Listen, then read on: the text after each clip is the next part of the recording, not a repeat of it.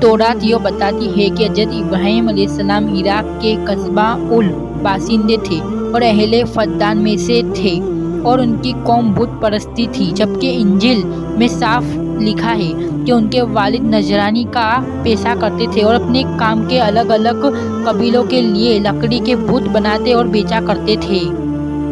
मगर हज़रत इब्राहीम अलैहिस्सलाम शुरू से ही हक, बसीरत और रुशद हिदायत अता फरमाई और वो यकीन रखते थे कि भूत न देख सकते हैं, न सुन सकते हैं और न किसी की पुकार का जवाब दे सकते हैं और न नफ़ा और न नुकसान से कोई वास्ता है और न लकड़ी, खिलौने और दूसरी बनी हुई चीज़ों और उसके बीच कोई फ़र्क नहीं है। वह सुबह और शाम आँख से देखते थे, इन बेजान मूर्तियों को मेरा बाप अपने हाथों से बनाता है और गढ़ता रहता है और जिस तरह उसका दिल चाहता है, नाक कान आँख गढ़ लेता है और फिर खरीदने वाले के हाथ बेच देता है। तो क्या यह खुदा हो सकता है, या खुदा जैसा, या खुदा के बराबर?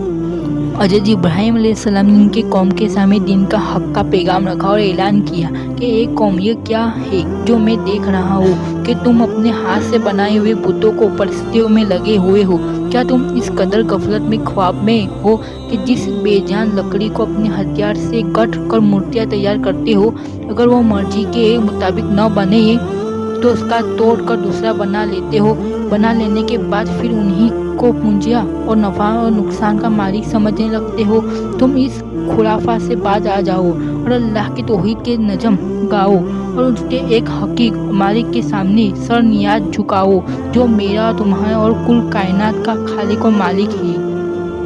मगर कौम को उनकी आवाज़ पर बिल्कुल ध्यान न धरा और चूँकि हक सुनने वाले कान और हक देखने वाली निगाह से महरूम थी, इसलिए उनसे जलीलुल कद्र पैगाम की दावत, हक का मजाक उड़ाया और ज़्यादा से ज़्यादा तमर्रुद और सरकशी का मुजाहरा किया। हज़रत इब्राहीम अलैहिस्सलाम देख रहे थे कि शिर्क का सबसे बड़ा मरकज खुद उसके अपने घर में कायम है और आजर की बुत परस्ती, बुत साजी पूरी कौम के लिए एक धूरी बनी हुई है। इसलिए फितरत का तकीजा है कि हक की दावत और सच्चाई का पैगाम का फ़र्ज की अदागिरी शुरुआत घर से ही होनी चाहिए। इसलिए हज़रत इब्राहीम अलैहिस्सलाम ने सबसे पहले अपने वालिद आजर ही को मुख्ताब किया और फरमाया,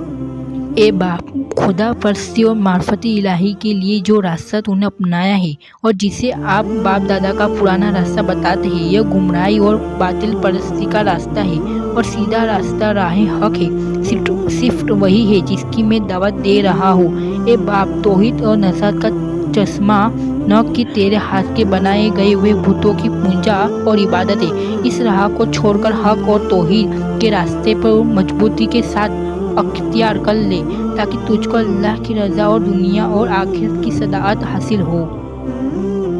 मगर अफसोस कि आजर पर हज़रत इब्राहीम अलैहिस्सलाम की नसीहत का बिल्कुल कोई असर नहीं हुआ, बल्कि हक कबूल करने के बजाय आजर ने बेटे को धमकाया शुरू किया और कहने लगा कि इब्राहीम, अगर तू भूतों की बुराई से बाज न आया तो मैं तुझको पत्थर मार मार कर हलाक कर दूंगा।